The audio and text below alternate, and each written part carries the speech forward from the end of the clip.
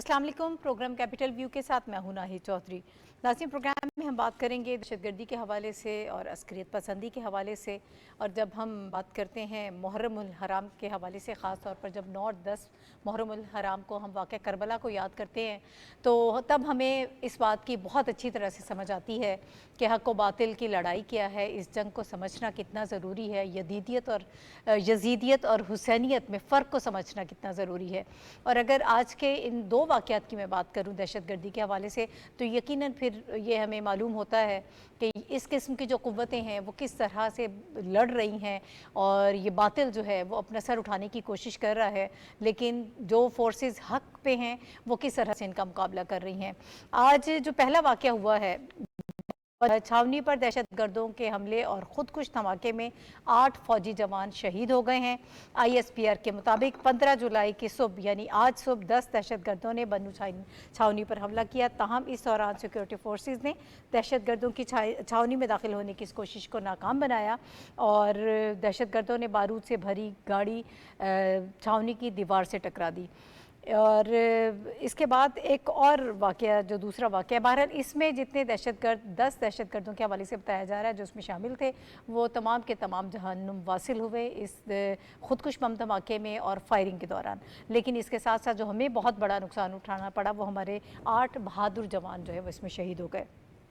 ISPR के ही मुताबिक जो दूसरा वाक़या है, डिया खान मरकज़ सेहत पर हमला हुआ है, जिसमें 5 शहरी, जिसमें 2 लेडी हेल्थ वर्कर्स, 2 बच्चों समेत 5 अफराद जो हैं वो शहीद हो गए। इसमें फायरिंग की गई है, अंधाधुंध फायरिंग की गई है इस सेंटर में जो इनका स्टाफ था उनके ऊपर, लेकिन इसमें भी 3 दहशतगर्द जो हैं उनको जहन्नुम वासिल किया गया। हमारी फोर्सेस ने भरपूर मुकाबला किया, और उसके बाद की ये सूरत हाल है जिस पर हम बात करें। लेकिन इसमें हमें एक पैटर्न जो बन्नू वाला वाक़या है उसमें नज़र आ रहा है। पहले भी हम इस हवाले से बात करते रहे हैं कि एक ख़ास पैटर्न के तहत हमारी सिक्योरिटी फोर्सेस को निशाना बनाया जाता रहा है। कुछ रिपोर्ट्स हमें ये भी बताती हैं कि 2023 की अगर हम बात कर लें तो सिक्योरिटी फोर्सेस के 500 से ज़्यादा एहलकार जो है वो इस दहशतगर्दी में शहीद हुए, जबकि 2024 को अगर हम देखें तो उसके पहले 6 महीने में 250 एहलकार जो हैं वो उन्होंने शहादत जो है वो शहादत का जाम नोश किया, और इनमें 70 लोग जो हैं वो अप्रैल में शहीद हुए थे।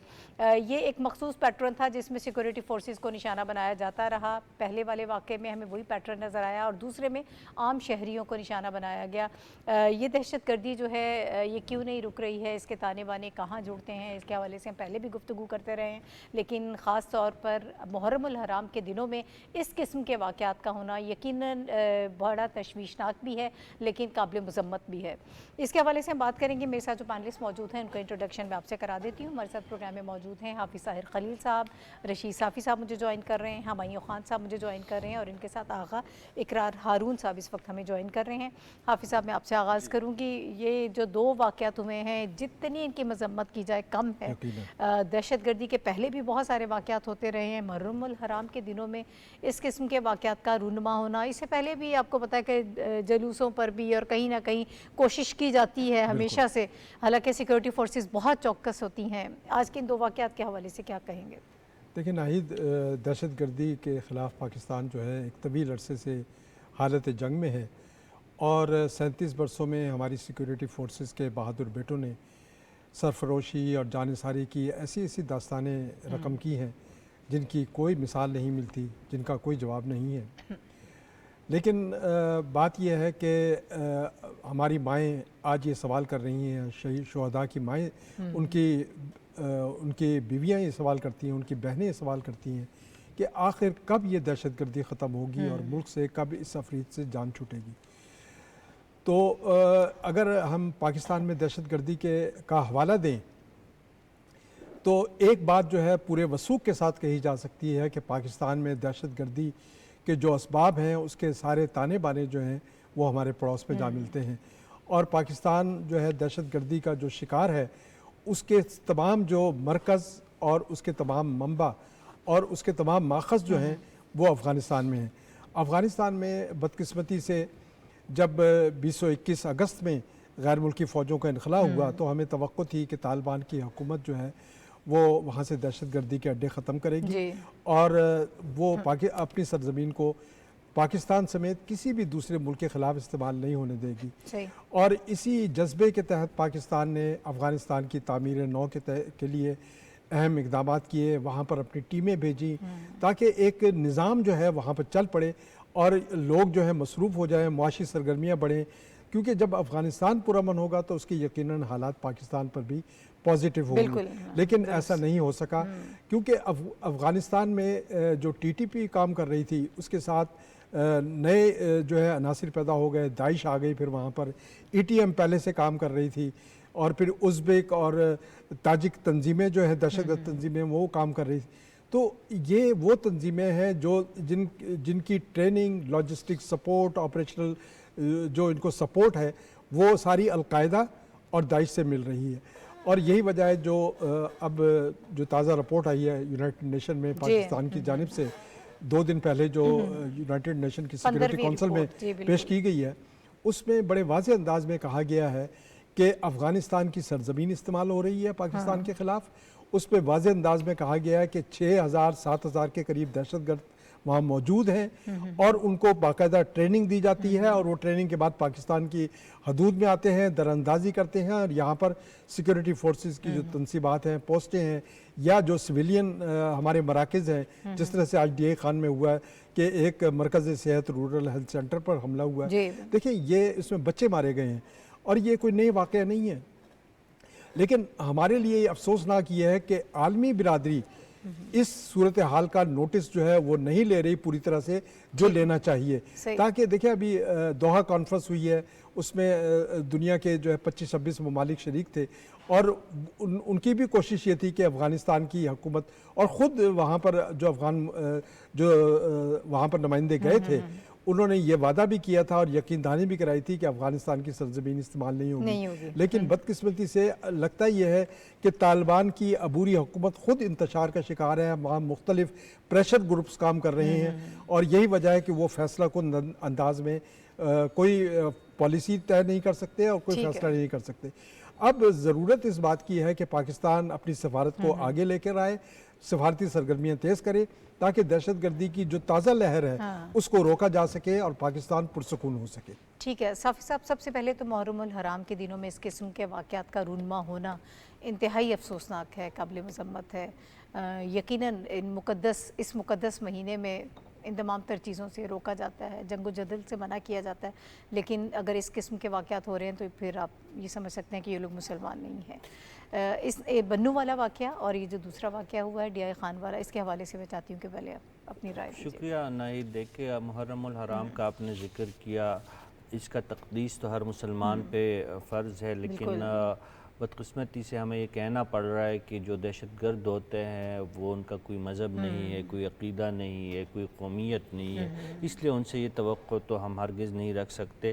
اور محرم الحرام کے حوالے سے اس لیے اس مہینے کو سیکیورٹی نقطہ نظر سے حساس قرار دیا جاتا ہے کہ عموماً انہی مہینوں میں ان کے لیے سافٹ ٹارگیٹڈ ہوتے جلوس اور مجالس جو منعقد ہوتی ہے واقعہ کربلا کے حوالے سے, تو اس لیے تمام بڑے شہروں میں تو سیکیورٹی ہائی الرٹ ہے اور بہت زیادہ کر دی گئی ہے سیکیورٹی.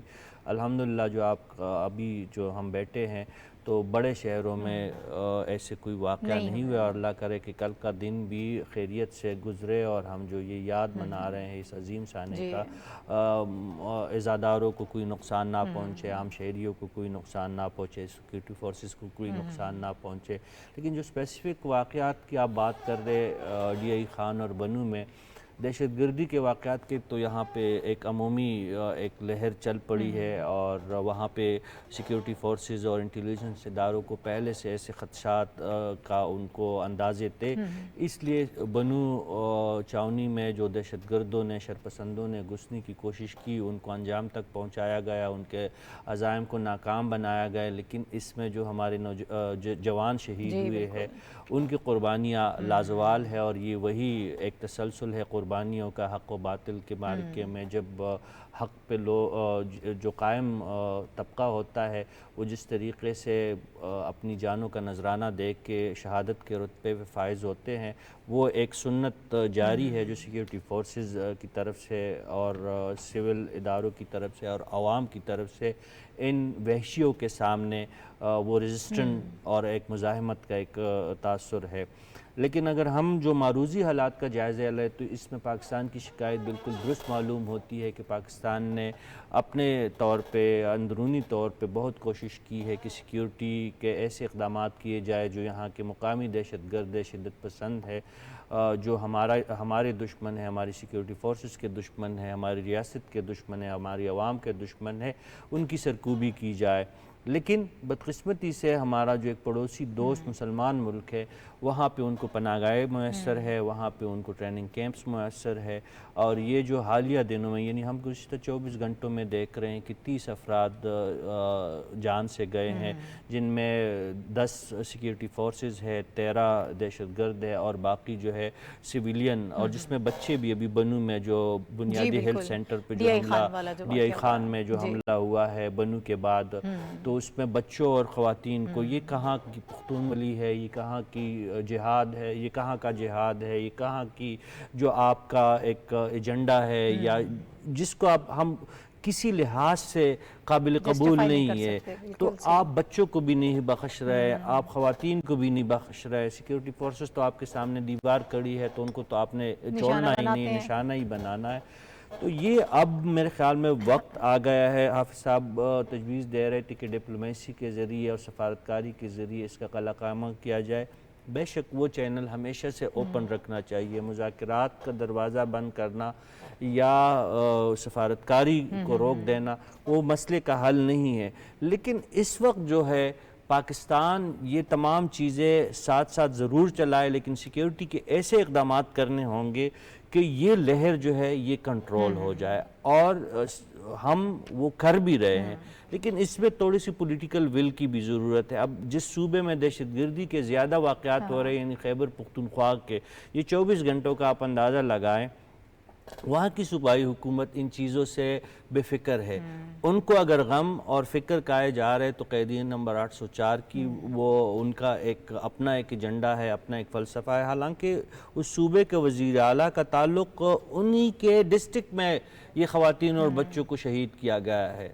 آج بنو بھی ان کا پڑوسی ہے، اس سے وہ گزر کے پشاور پہنچتے ہیں، وہ اپنے علاقے میں خود جا نہیں سکتے اور زیادہ وقت گزار نہیں سکتے، تو ان کی اگر ترجیح یہ قرار پائے جس طرح وفاقی حکومت اور جس طرح وفاقی ادارے جو ہمارے ہیں دہشت گردی کے خلاف، یہ وقت جو ہے فروعی اور سیاسی اختلافات کا نہیں ہے، ہم یکجان ہو کہ دہشت گرد، میں نے آپ کو کہا کہ اس کا کوئی مذہب نہیں، کوئی قومیت نہیں، کوئی سیاسی جماعت نہیں، کوئی سیاسی ایجنڈا نہیں، کوئی معاشرتی ایجنڈا نہیں ہے، ان کے خلاف جس طرح وہ سرحدوں کے قید سے آزاد ہو کے افغانستان کی سرزمین اور پاکستان کی سرزمین کو استعمال کرتے ہوئے آپ پہ حملہ آور ہے، تو کم از کم ہم اپنے آپ کو ایک قوم کہلاتے ہیں، ہم قابل فخر پاکستانی اپنے آپ کو سمجھتے ہیں، تو اس وقت کم از کم ہم اس سیاست کو ایک سائٹ پہ رکھیں اور دہشت گردی کی جو افریت ہے، جو بلا ہے، اس کے ساتھ مشترکہ کوشش کرے اس کے خلاف۔ ٹھیک ہے، دہشت گردی کے حوالے سے ہماری گفتگو جو ہے اس وقت جاری ہے،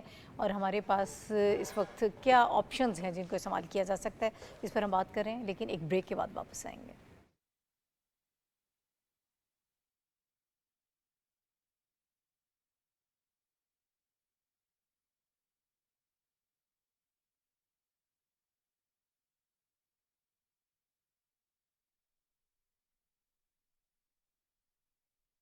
الله أكبر الله أكبر الله أكبر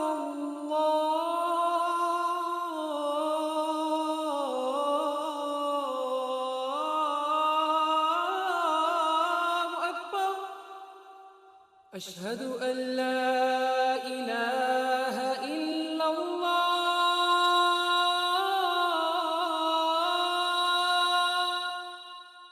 أشهد أن لا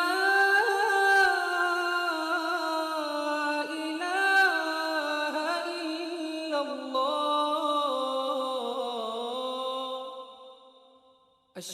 أن محمد رسول الله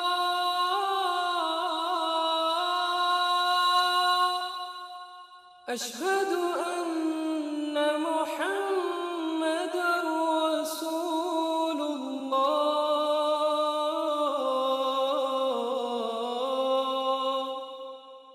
حي على الصلاة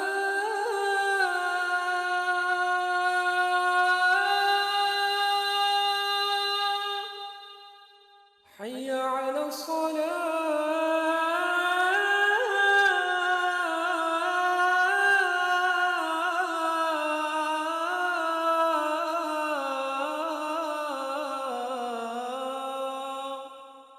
حي على الفلاح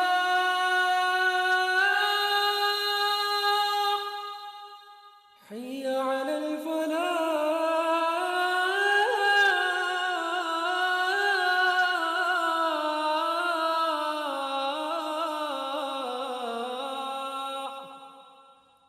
الله أكبر الله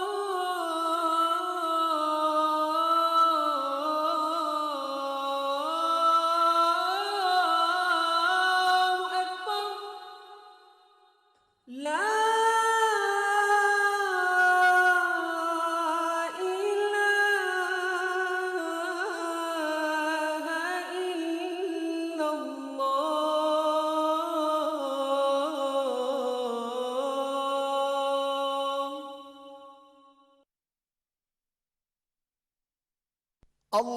اللهم صل على محمد وعلى آل محمد كما صليت على إبراهيم وعلى آل إبراهيم إنك حميد مجيد اللهم بارك على محمد وعلى آل محمد كما باركت على إبراهيم وعلى آل إبراهيم إنك حميد مجيد.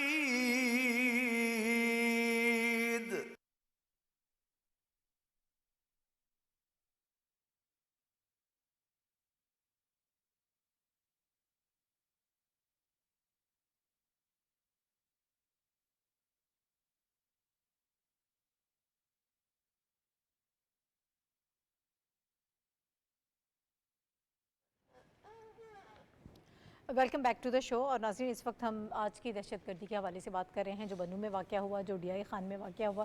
اس کے حوالے سے ہماری فورسز بہت چوکنا ہیں اور چوکس ہیں. ان تمام تر معاملہ سے نمٹنے کی بھرپور کوشش کی جا رہی ہے, لیکن اس کے باوجود دہشت گرد جو ہیں وہ بھی جو کارروائیاں کر رہے ہیں وہ بھی اس سے باز نہیں آ رہے ہیں.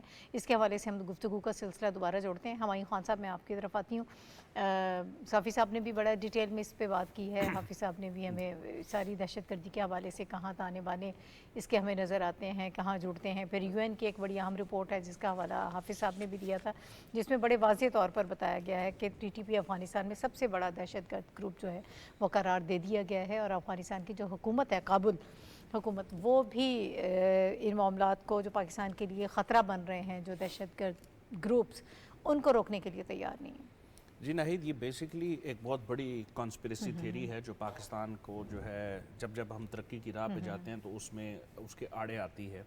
اور ٹی ٹی پی کا معاملہ ہم آپ کے پروگرام میں آج سے نہیں بلکہ چند سالوں سے اس کے اوپر گفتگو کر رہے ہیں, اور اس میں وہاں پہ ہمیں ول نظر نہیں آ رہی جو ہمارے ہمسایہ ممالک جو ہیں دونوں سائڈوں پہ, ایسٹ اور ویسٹ دونوں کو اگر لے لیں. اچھا, اس وقت یہ اس کی ٹائمنگ بڑی اہمیت کی حامل ہے. اس میں ضروری یہ ہے کہ اس وقت دنیا میں بڑے, ابھی حافظ صاحب نے دوحہ معاہدے کا, وہ دوحہ کانفرنس کا ذکر کیا, رشید صاحب نے جو ہے نا انٹرنیشنل ایک وہ کیا اس وقت اگر آپ دنیا میں دو بڑے جو پاور سینٹرز ہیں، ایک امریکہ اور ایک چین ہے، تو اس میں امریکہ میں الیکشنز آنے والے ہیں، وہاں پہ ایک نئی چینجز آنی ہے، تو ہمیں دیکھنا ہے کہ کانگریس نے کیا پالیسیز اپنانی ہے. دوسری چائنا کے اندر جو ان کی جو 20th سینٹرل کمیٹی کی CPC کی جو ہے اس کا 3rd پلینیم جو ہے وہ اس وقت جاری ہے 15 سے 18 تاریخ کو جو ہے. یہ ہر 5 سال میں جو ہے ایک دفعہ ہوتا ہے. اس میں ان کی ڈیپننگ ریفارم، اکنامک پالیسیز اس کے اوپر گفتگو ہوتی ہے. اب آپ دیکھیں کہ اس خطے میں چائنا کی کتنی بڑی جو ہے وہ ڈیولپمنٹ ہے. ہم سی پیک کا ذکر آپ کی کتنی سی پیک فیز 2 میں ہم جا رہے ہیں. احسن اقبال صاحب ابھی چائنا کا ذکر ٹرپ کر کے آئے، اس کے علاوہ پرائم منسٹر جو ہے وہ کر کے آ رہے ہیں، اس کے علاوہ ہمارے مختلف جو ہے وہ. اب ہم چائنا سے 2nd فیز میں انویسٹمنٹ کی بات کریں. اس کے دوران آپ کو جو ہے وہاں پہ دہشت گردی کی اس لہر، تو اب آپ کو سمجھ آنا چاہیے کہ ایک نئی گریڈ گیم یہاں پہ پھیلائی جا رہی ہے، جس میں آپ کے ہمسایہ ممالک جو ہیں دونوں سائیڈوں والے، ان کی انویلنگنیس اور ولنگنیس، ایک ولنگنیس خراب کرنے میں اور دوسری انویلنگنیس ٹھیک کرنے میں. تو میرا خیال ہے اب ہمیں توجہ دینی چاہیے کہ یہ جو پرٹیکولر ایونٹ ہو رہا ہے جو چین میں، اس میں بڑے لمبے پالیسی ڈیسیجن ہوں گے. پاکستان آلریڈی جو ہے دونوں ممالک کے ساتھ، چین اور امریکہ کے ساتھ اپنے تعلقات رکھنے کی کوشش اور خواہش کا اظہار کر چکا ہے. اور چین کیونکہ ہمارا قریبی ہمسایہ ممالک ہے، ہماری وہاں سے اکنامک ڈیولپمنٹ ہے، ہم central Asia south Asia connectivity کی بات کر رہے ہیں، تو اس میں اس کی ٹائمنگ آپ کو بتاتی ہے کہ پاکستان چونکہ ترقی کی راہ پہ جانے کی کوشش کر رہا ہے. اس پلینری کے اندر جو ہے فیصلے ہونے ہیں جس میں ساؤتھ ایشیا اور سینٹرل ایشیا کو ملانے کی بات ہوگی، economic reform, belt and road کو انہانس کرنے کی بات ہونی ہے. تو اس میں یہ جو چیزیں ہیں یہ آپ کو بتاتی ہیں کہ دشمن ممالک نہیں چاہتے کہ ترقی جو ہے وہ اس خطے میں آئے، اور یہ اس کی سب سے بڑی رکاوٹ، اور پاکستان اس کا سب سے بڑا سٹمبلنگ بلاک ہے. ہم اس خطے کو ملانے کے اندر اگر ایسٹ اور ویسٹ کو اگر کوئی ملا سکتا ہے ملک، اسٹریٹجک لوکیشن دیکھ لیں، انڈین اوشن کی پالیٹکس کو دیکھ لیں، آپ کی جو ہماری جو آپ کلچر، اکنامک، لینگویج ساری دیکھ لیں، تو ہم ایک وہ ایسا بلاک ہیں جو سب کو ملا سکتا ہے. اس بلاک کو ملانے والے کو اگر آپ ڈی اسٹیبلائز کریں گے تو وہ جو ہے نہ ترقی نہیں آئے گی، نہ تو خطے کے لیے آئے گی، نہ بڑے ممالک کے لیے آئے گی. تو یہ اس کی مین ریزن ہے.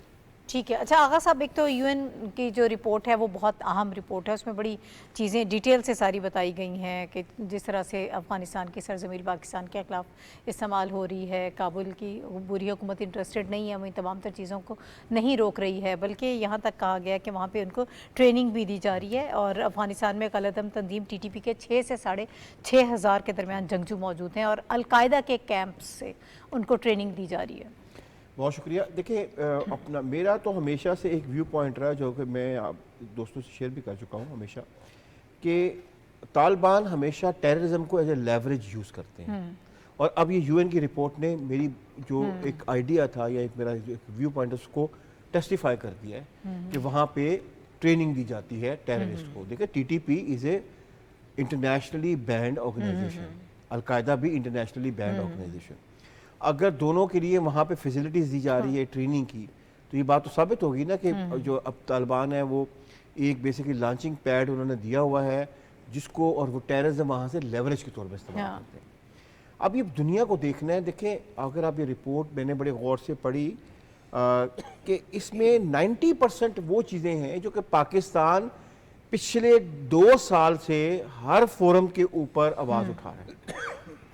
چاہے وہ ہماری فورن آفس کی لوکل بریفنگ ہو، چاہے انٹرنیشنلی ہم نے ڈوسیئر دی ہو، 90% وہی ڈاکومنٹ ہے جو کہ انہوں نے یونائٹڈ نیشن نے اپنی ریسورسز اور سورسز سے کنفرم کیا ہے، جس میں انٹرنیشنل بہت ساری ایجنسیز انوالو ہوتی ہیں.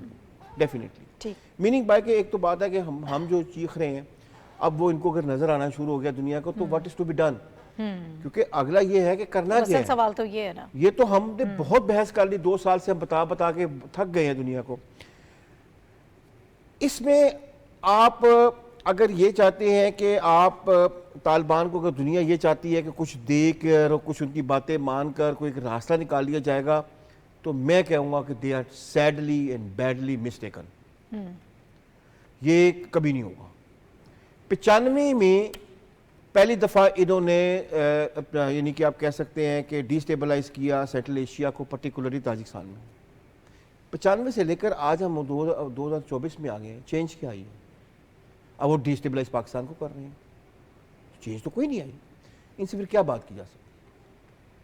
آپ کو اس سسٹم کو ڈسمینٹل کرنا پڑے گا جو کہ اس کو سمجھتا ہے کہ ٹیررزم کو لیوریج کے طور پہ استعمال کیا جائے.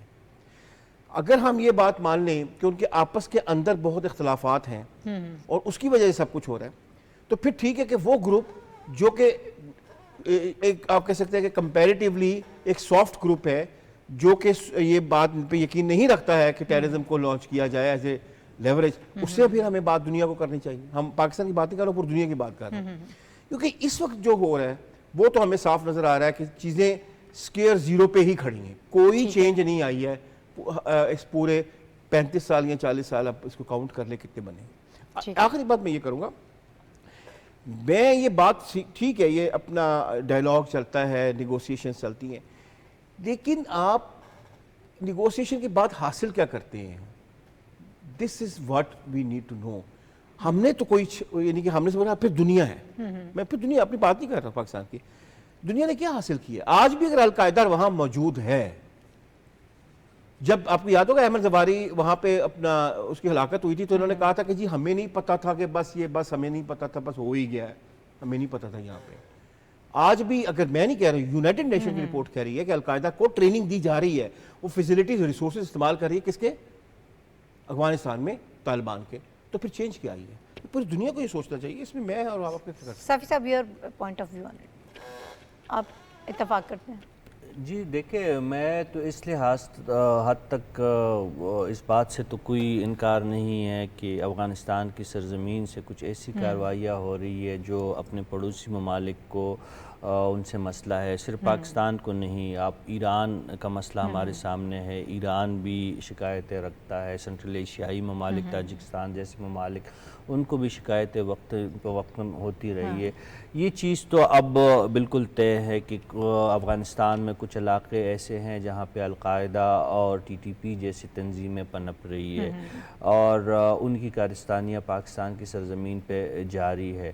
پاکستان مسلسل اس بات پہ زور دیتا رہا ہے اور پاکستان کے موقف کو عالمی سطح پہ اب تسلیم کیا جا رہا ہے. جو یو این کی رپورٹ کی آپ ذکر کر رہی ہے اور جو اس وقت ہمارے جو باقی دوست ممالک کے، ہم اگر ترکی کی بات کریں، سعودی عرب کی بات کریں، یو اے ای کی بات کریں، حتیٰ چین کی بات کریں، چین میں بھی اس وقت واقعی ہمارے سامنے بہت اچھے نشاندہی کی کہ سی پی سی کا جو اہم اجلاس ہے جو 5 سال بعد ہوتا ہے، ہمیں اب اندازہ ہوگا کہ چین کا جو ہے دہشت گردی کے حوالے سے، پاکستان کے ساتھ تعاون کے حوالے سے، خصوصاً جو پاکستان کی شکایات ہے افغانستان کے اندر سے، اس حوالے سے چینی قیادت آنے والے دنوں میں کیا فیصلہ کرتی ہے. سی پیک کے حوالے سے، بی آر آئی کے حوالے سے تو وہ پرعزم ہے، لیکن ہم یہ چین کا حوالہ اور سی پی سی کے اجلاس کا حوالہ دینا اس لیے بھی ضروری ہو گیا ہے کہ بیشام میں جو واقعہ ہوا ہے جس میں چینی باشندوں کی ہلاکتیں ہوئی، اس کے بعد پاکستان نے ایک مفصل رپورٹ جو ہے بنائی ہے جو پاکستانی سیکیورٹی فورسز کے پاس بھی ہے اور چینی حکام کو بھی ان کے حوالے کیا گیا ہے، جس میں یہ نشاندہی ہوئی ہے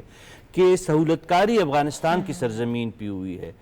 اب اگر ہم نے ترقی کے صبر کو آگے بڑھانا ہے اور اپنے دوست ممالک سے ہم نے اپنے رشتوں کو استوار رکھنا ہے، خصوصاً چین اور ایران اور اس قسم کے جو باقی ہمارے ممالک ہے، ترکی اور جی سی سی کنٹریز، تو اس کے لیے ضروری ہے کہ ہم ان ممالک کو خصوصی طور پر چین کا اس لیے ہمیں بتانا ضروری ہے کہ چین ہمارے ہاں بہت بڑا انویسٹر ہے، ان کو ہم نے یہ بتانا ہے کہ بھئی یہ جو دہشت گردی ہے ہم اپنے طور پہ ساری چیزیں کرنی ہے، لیکن یہ ایک بین الاقوامی مسئلہ ہے. خصوصاً افغانستان کو چین وہاں پہ انویسٹ کر رہا ہے تو چین کو وہاں کے حالات کو بھی دیکھنا ہوگا. ٹھیک ہے. اچھا حافظ صاحب ذرا ٹائم تھوڑا کم ہے، مختصر وی این استحکام پاکستان کی جب ہم بات کرتے ہیں ہمارے پاس اب کوئی اور چارہ نہیں ہے. ہم نے ہر بار آزما کے دیکھ لیا ہے، ٹاکس بھی کی، انگیج بھی کیا، لیکن اب اگر ہم ٹارگیٹڈ آپریشنز جو ہیں وہ مزید متحرک کرتے ہیں تو ہمارے لیے اور کوئی اس وقت آپشن نہیں ہے. اس میں جو کنفیوژن تھا وہ تو شروع میں دور ہو گیا، کیونکہ یہ عزم استحکام جو ہے وہ دراصل ویژن ہے نیشنل ایکشن پلان کو آگے بڑھانے کا، تاکہ نیشنل ایکشن پلان کے جو نکات یعنی 21 پوائنٹس تھے اس میں جن نکات پر عمل پوری طرح سے عمل نہیں ہو سکا ان نکات کو تیز کیا جائے اور اس کے لیے ایک سیکورٹی فورسز اور دیگر جو لا انفورسمنٹ ایجنسیز ہیں اور سول ادارے ہیں ان کو مربوط کوششوں کے ذریعے، ان کی مربوط کوششوں کے ذریعے اینٹی اور کاؤنٹر ٹیررزم ایک پالیسی کو آگے بڑھایا جا سکے. اور اس کے لیے دیکھیں ایک نیا ادارہ جو میں آج دیکھ رہا تھا کہ یہ ادارہ جو بنا ہے یہ anti money laundering, counter financing terrorism, یہ ادارہ جو ہے اسلام آباد میں اسٹیبلش ہوا ہے اور اس ادارے کے سربراہ بھی آ گئے ہیں. یہ اسی عزم استحکام جو ہمارے ویژن چل رہا ہے اسی کے تحت قائم کیا گیا تاکہ پاکستان میں نہ تو یہ غیر قانونی سرمایہ آئے اور نہ پاکستان سے غیر قانونی سرمایہ جو ہے دہشت گردی کے لیے استعمال ہونا چاہیے. تو یہ ہم جس ویژن کی جانب بڑھ رہے ہیں اس کا مقصد یہی ہے کہ ہم ان کوششوں کو آگے بڑھائیں جو پہلے سے انٹیلیجنس بیس آپریشن جاری ہیں یا سویلین ادارے جو ہیں وہ کام کر رہے ہیں ٹیررزم کو ختم کرنے کے لیے. ٹھیک ہے, مختصراً ہمایوں صاحب ذرا ویژن اس پالیسی کے کو کیسے دیکھتے ہیں؟ جو حافظ صاحب نے کہا, پاکستان کا ویژن بیسیکلی خطے میں کنیکٹیوٹی کا اور بلاک پالیٹکس سے ہٹنے کا تھا, اور ہمارا ویژن جو ہے وہ فارن ڈائریکٹ انویسٹمنٹ کو اٹریکٹ کرنا اور جو ہے سینٹرل ایشیا, ساؤتھ ایشیا اور باقی خطے کو جو ہے نا مرج کر کے ترقی کی طرف جانا, کیونکہ ہمارا لیسٹ انٹیگریٹڈ خطہ تھا. تو اس میں ہی اگر آپ کو یاد ہو تو ہمیں فیٹف کے اوپر جو ہے نا ہماری لا انفورسمنٹ ایجنسیز, ہماری گورنمنٹ, فائنانس ڈپارٹمنٹ سب نے مل کے بہت عرصے سے کوششیں کی اور ہم نے بہت سارے ایسے میکنزم بنائے جس کا بھی حافظ صاحب نے ذکر کیا, anti money laundering, counter financing, terrorism کے اوپر جو ہے اب وہ امپلیمنٹ ہو چکے ہیں. اب ہم چاہتے ہیں کہ ہم ٹرانسپیرنسی کی طرف, ڈیجیٹائزیشن کی طرف, ہم اپنے آپ کے پچھلے بجٹ کے پروگرامز کے اوپر ذکر کر چکے ہیں. یہ ساری چیزیں ملا کے پاکستان کو خطے کا ایک ایسا ملک بنانا چاہتے ہیں جو کہ فارن ڈائریکٹ انویسٹمنٹ کو اٹریکٹ کرے اور ایک ہب بنے ٹورزم کا, فارن ڈائریکٹ انویسٹمنٹ کا اور کنیکٹیوٹی کا. اس کی ساری چیزوں کے اوپر ہم ہر وقتاً فوقتاً کا.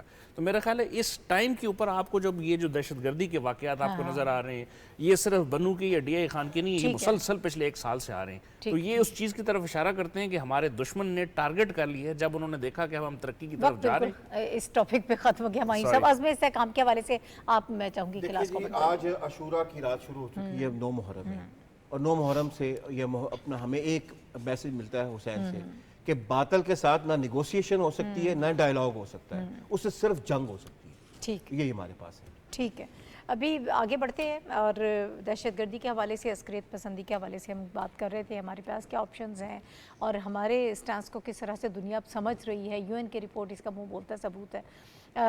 کل ایک بڑی اہم خبر آئی تھی, اس کے حوالے سے کل ہم نے بات بھی کی تھی جب حکومت کی طرف سے یہ فیصلہ کیا گیا ہے, حکومت کا یہ موقف جس پہ ہم نے بات کی تھی کہ پاکستان تحریک انصاف کے کو جو ہے وہ اس کے خلاف کارروائی کرنے کا فیصلہ کیا گیا ہے, پابندی لگانے کا فیصلہ کیا گیا ہے.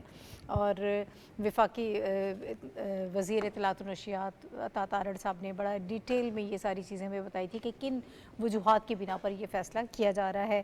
اس میں 9 مئی کے واقعات کا بھی انہوں نے حوالہ دیا, پھر ریاست کے خلاف جو پروپیگنڈا کیا جا رہا ہے چاہے وہ پاکستان میں موجود ہیں یا پاکستان سے باہر, کچھ لابیز انہوں نے کہا تھا جو اس کے حوالے سے کام کر رہی ہیں.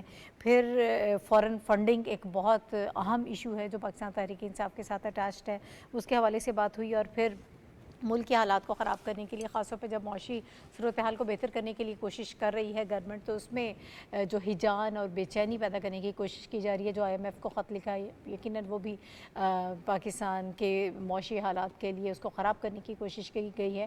تو ان تمام تر چیزوں کے پیش نظر انہوں نے کہا کہ اب مزید ہم اس جماعت کے ساتھ آگے نہیں چل سکتے اور اس کے خلاف اب ہمیں کارروائی کرنی پڑے گی. کل بھی ہم نے اس حوالے سے گفتگو کی تھی. حافظ صاحب, میں چاہتی ہوں کہ ذرا تھوڑا سا اس فیصلے کے حوالے سے یہ بات کلیئر ہے اس معاملے. اور اس میں وزیر اطلاعات کی جو پریس کانفرنس ہے وہ پالیسی ڈیسیژن انہوں نے بالکل بتا دیا کہ گورنمنٹ کس طرف جا رہی ہے. اور انہوں نے جن 4 فیصلوں کا ذکر کیا تھا اس میں ایک تو تحریک انصاف کے حوالے سے تھا, دوسرا ان کا فارن فنڈنگ کے حوالے سے تھا, تیسرا 9 مئی کے واقعات کے حوالے سے تھا, اور چوتھا یہ ہے کہ پاکستان کے خلاف لابنگ. تو یہ تمام وہ واقعات ہیں جو مطلب ازل من الشمس ہے, یہ کوئی چھپے ہوئے واقعات نہیں ہیں. اور اس حوالے سے جو حکومت کا موقف ہے وہ بالکل واضح ہے. حکومت اب عدالت میں جا رہی ہے, عدالت میں ایک نظر ثانی اپیل بھی دائر کی گئی ہے, اس کا فیصلہ بھی ہونا ہے. لیکن سیاسی محاذ پر جو یہ کام ہو رہے ہیں اس حوالے سے بھی حکومت کو عدالت میں ہی جانا پڑے گا اور عدالت میں ہی ریفرنس دائر کر. دیکھیں, حتمی فیصلہ عدالت کو کرنا ہے. بالکل, اس میں گورنمنٹ کے جو فیصلے ہیں وہ تو اپنی جگہ ہیں ہی, لیکن یہ کیس کس حد تک منظور ہوتا ہے اس کا فیصلہ بھی سپریم کورٹ کو کرنا ہے. میرا خیال ہے کہ اس میں ابھی ایک مرحلہ اور باقی ہے کہ آیا یہ پارلیمنٹ میں ڈیبیٹ ہونا ہے یا نہیں ہونا. اول تو ایسے فیصلوں کی پارلیمنٹ میں ڈیبیٹ کی ضرورت نہیں ہوتی کیونکہ ریفرنس جانے ہوتے ہیں اور کیبنٹ سے ضرور اپروول ہوگی. ابھی یہ بھی کہا گیا ہے کہ اب عاشورہ کے بعد جو کیبنٹ میٹنگ ہوگی اس میں تمام تر معاملات پر بحث ہوگی, اس کو جو ہے اس کے تمام اس پر بحث اور تمیز کے بعد اس کا ریفرنس جو ہے وہ عدالت میں بھیجا جائے گا. تو حکومت ابھی ایک مرحلہ طے کر چکی ہے, اب دوسرے مرحلے کی جانب بڑھے گی جس میں کیبنٹ سے فیصلہ ہوگا اور پھر تیسرا مرحلہ ہوگا سپریم کورٹ میں ریفرنس کا. تو یہ جب مرحلے مکمل ہوں گے اس کے بعد ہی کوئی تصویر جو ہے پکچر جو ہے سامنے آئے گی, وہ کلیئر ہو جائے گی. صافی صاحب آپ کیسے دیکھ رہے ہیں اس فیصلے کو؟ دیکھیے اوورآل یہ کوئی ایسا خوشی کا فیصلہ نہیں ہے جو بخوشی حکومت نے اٹھایا ہے یہ فیصلہ یا کرنے کی جو ایک ٹانی ہے, لیکن ملکی حالات اور ملکی سیاست کو اس قدر پراگندہ کیا گیا ہے کہ وفاق کو اپنی وفاقیت کو محفوظ بنانے اور اپنی ریاست کو بچانے کے لیے کچھ ناپسندیدہ اقدامات اٹھانے پڑ رہے ہیں یا اس کی تیاریاں ہو رہی ہے. لیکن اچھی بات جو اس میں ہم نے نوٹ کی ہے, گوچہ بہت واضح پیغام دیا تھا وزیر اطلاعات نے کل کی پریس کانفرنس میں کہ کن وجوہات پہ ایک سیاسی جماعت کے خلاف یہ اقدام ہو سکتا ہے, لیکن عجلت کا مظاہرہ نہیں ہو رہا ہے اس پورے پروسیس میں. اب 9 مئی کے واقعات کو 1 سال سے زائد کا عرصہ گزر چکا ہے. ایک سوال یہ کیا جاتا رہا ہے حکومت سے, ریاستی اداروں سے, کہ اگر ایک جماعت نے اپنے حدود پلانگے ہیں, ریاست کے وجود کو خطرات سے دوچار کیا ہے, تو آپ ان کے خلاف بڑا قدم کیوں نہیں اٹھاتے؟ ریاست سے سوال تو موجود تھا, لیکن اس میں وقت لگتا ہے, شواہد اکٹھی کی گئے. اب تو یہ ساری چیزیں تب ہی کھلیں گی جب یہ عدالت کے پاس یہ وفاقی کابینہ کی منظوری کے بعد جب یہ ایک ایگزیکٹو آرڈر جائے گا, تو اس پہ باتیں ہوگی کہ حکومت کے پاس کیا شواہد ہے اور کیا ان کے پاس حقائق ہے کہ جس کے بنیاد پہ ایک پارٹی کو بین کیا جا رہا ہے. لیکن یہ سوال جو تھا حکومت سے کہ اگر واقعی یہ جماعت اس طرح کی حرکتیں کر رہی ہے تو ان کے خلاف اقدام کیوں نہیں ہو رہا, تو اب اس اقدام کا اشارہ حکومت نے دیا ہے. عجلت کا مظاہرہ نہیں ہو رہا, جو اچھی بات ہے. ہم تو یہ سمجھتے ہیں یہ عدالت کا بھی اختیار ہے, وفاقی اداروں کا بھی یہ ثوابدید ہے کہ وہ حقائق پہ مبنی فیصلہ کرے, وہ حقائق کو مد نظر رکھتے اور قوم کے سامنے وہ تصویر رکھ کے یہ فیصلہ اور یہ قدم اگر اٹھایا جائے تو یہ پائیدار قدم ہوگا. کسی بھی سیاسی جماعت کو بین کرنا یا ان کو سیاسی منظرنامے سے آؤٹ کرنا بحیثیت شہری کسی کی خواہش نہیں ہو سکتی اور نہ وفاق کی یہ پریارٹی ہے. لیکن اگر وفاق کی وجود کو خطرہ ہو, آپ کی ریاست کے وجود کو خطرہ ہو, تو پھر ایسے ناپسندیدہ اقدامات کے لیے پھر قوانین اور آئین موجود ہے. ایک بات. دوسری بات جو نظرثانی کی درخواست جمع ہوئی ہے ریزرو سیٹس کے حوالے سے, تو وہ بھی ایک قانونی معاملہ بن گیا ہے. رجسٹرار آفس کو نظرثانی کی درخواست موصول ہو چکی ہے. اب ہم نے یہ دیکھنا ہے کہ سپریم کورٹ کب کاز لسٹ پہ اس درخواست کو وہ اس کی شنوائی کب ہوتی ہے, کب اس کے لیے ظاہر ہے اسی بینچ نے اس کو جو نظیر ہے, جو ایک روایت ہے وہ وہی ہے کہ وہی بینچ اس کو سننے کا پابند ہے. تو وہ ہم نے اب نے یہ دیکھنا ہے. اور اب عدالت کی چھٹیاں بھی آ رہی ہے تو بہت پیچیدگیاں ابھی موجود ہے. آگے کا منظرنامہ تبھی کلیئر ہوگا جب عدالت کی طرف سے کوئی احکامات جاری ہوں گے. ٹھیک ہے, ہمایوں صاحب کیا آپ کی اپینین ہے اس فیصلے؟ دیکھیں رشید صاحب نے ابھی جس چیز پہ بات ختم کی وہ مجھے ڈائلاگ فلم کا یاد آ گیا کہ پکچر ابھی باقی ہے. تو ابھی بہت ساری چیزیں جو ہیں وہ انفولڈ ہونی ہیں. لیکن جو اچھی بات حافظ صاحب نے بھی جس کی طرف اشارہ کیا اور رشید صاحب نے بھی کیا, گورنمنٹ کا اگر ہم پوائنٹ آف ویو جس کے اوپر اگر میں تبصرہ کروں تو یہ کہ گورنمنٹ ایز اے اسٹیٹ اس کے پاس رائٹ تھا کہ اگر وہ سمجھتی ہے, جس کا رشید صاحب نے بھی اشارہ کیا کہ کچھ ایسے عناصر ہیں جو کہ ایسی ایکٹیویٹیز کر رہے ہیں جو کہ اسٹیٹ کے انٹرسٹ کے اگینسٹ ہیں, تو اس پہ گورنمنٹ نے خود ایسا کوئی آرڈیننس کر کے کوئی ایسا نہیں کیا. انہوں نے کس چیز کا سہارا لیا؟ عدلیہ کا. تو دیکھیں یہ ہمارا جو ڈائیکوٹمی آف پاور کا جو کانسیپٹ ہے کہ عدلیہ اور مقننہ اور یہ جو ہے سیپریشن آف پاور جو ہے وہ ایک بڑا اہم فیصلہ تھا. گورنمنٹ نے اب کورٹ جو ہے وہ بال از ان دا کورٹ کی بال کے اندر آ گئی ہے. تو اب اگر گورنمنٹ اپنے فیصلے اپنی جو ہے وہ ثبوت اور وہ جو چیزیں جو ان کے پاس ہیں وہ دے گی تو میرا خیال ہے کورٹ بڑا کوئی بہترین فیصلہ کرے گی. ٹھیک ہے, اقرار صاحب. دیکھیں جی, فیڈرل منسٹر فار انفارمیشن کی جو پریس کانفرنس تھی وہ بہت سیلف ایکسپلینیٹری تھی. انہوں نے کمپلیٹلی فوکس ہو کے ساری چیزیں بتائی ہیں. میں صرف ان میں یہ ایڈ کروں گا کہ میاں والی ایئر بیس کے اوپر حملے, ان کی ویڈیوز, لاہور میں جناح ہاؤس کی ویڈیوز, جو لیٹرز لکھے گئے یونائٹڈ نیشن کو کہ پاکستان کو پینلائز کیے وہ لیٹرز کی کاپیز اور جو IMF کو لیٹرز لکھے گئے ان کی کاپیز یہ آپ اکٹھے کر لیں تو ویسے یہ میرے خیال میں سیدھی جو ہے ایک بہت solid ملک کے خلاف ground بن سازش رہا ہے۔ بنتی ہے میرے خیال میں کسی اور چیز کی ضرورت ہی نہیں ہے. ٹھیک ہے صحیح. بہت شکریہ حافظ طاہر خلیل صاحب، رشید صافی صاحب، ہمایوں خان صاحب اور آغا اقرار ہارون صاحب میرے ساتھ موجود تھے. ذرا اس وقت ہم ملک کی سیاسی صورتحال کے حوالے سے گفتگو کر رہے تھے. کل کی اس خبر سے یقیناً ایک نئی بحث جو ہے وہ اس وقت ہمیں نظر آ رہی ہے، اس پہ بات بھی ہو رہی ہے، ڈیبیٹ ہو رہی ہے. بہرحال چیزیں وقت کے ساتھ ساتھ انفولڈ ہوں گی، تب ہمیں معلوم ہوگا کہ کس طرح سے یہ معاملات آگے بڑھتے ہیں. پروگرام کا وقت ختم ہو گیا. ناہید چودھری کو اجازت دیجیے، دوبارہ آپ سے ملاقات ہوگی. اللہ حافظ.